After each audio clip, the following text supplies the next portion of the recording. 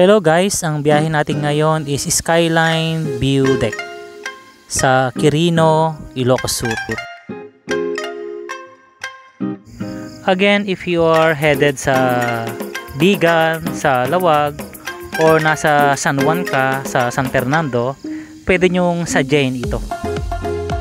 Sa case namin, since na nag-overnight kami sa San Esteban, sa White Beach doon, we decided to go dito sa Skyline View Deck. Mga kuan siya, 2 hours siya galing sa San Esteban. Magbigay din ako ng biyahe tips kasi grabe ang akyatan dito sa area na ito. Ang elevation ng lugar na ito is almost 2,000 feet above sea level. Nasa 1,895. Kaya hinay-hinay lang mga biyahero tsaka mga riders.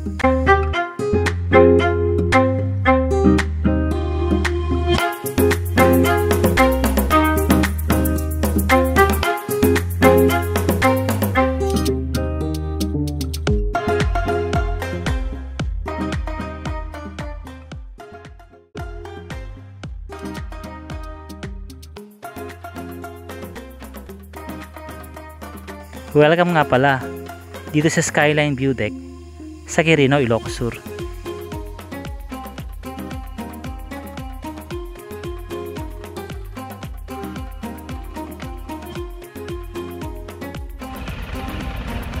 Grabe guys, nandito tayo sa Skyline Quirino, Ilocos.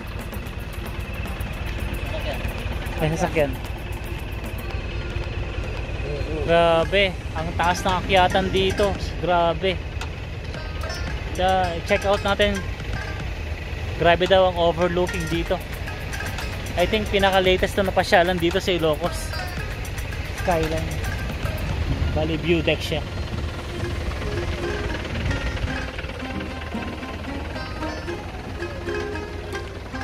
So check out natin guys. Ano meron dito sa Skyline View Deck. So from San Esteban, dumaan kami ng mga bayan pa ng mga Ilocos.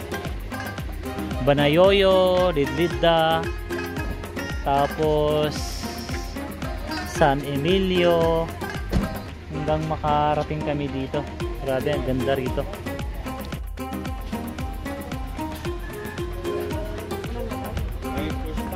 First time mi sir. Tayo post tayo man ta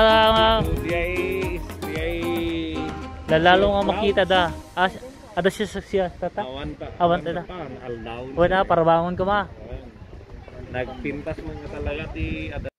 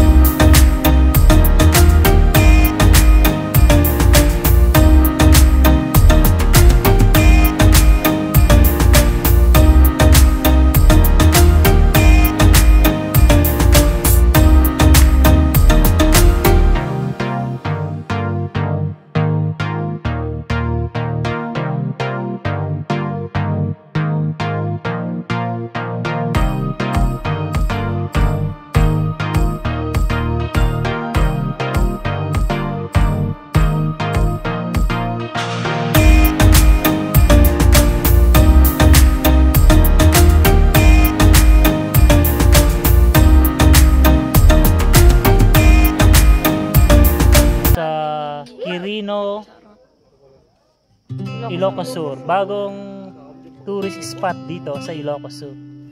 Overlooking mo, grabe. Ang taas ng elevation niya. Parang nasa aeroplano. Para kami nasa aeroplano pag titingin ka sa baba. My God. Visit kayo dito guys, maganda. Parang yung pagtaas natin sa aeroplano. Very challenging lang yung daanan, puro akyatan. Nandito tayo Guys. sa mundo. Hi, say hi. Hi. Sama na si Marian.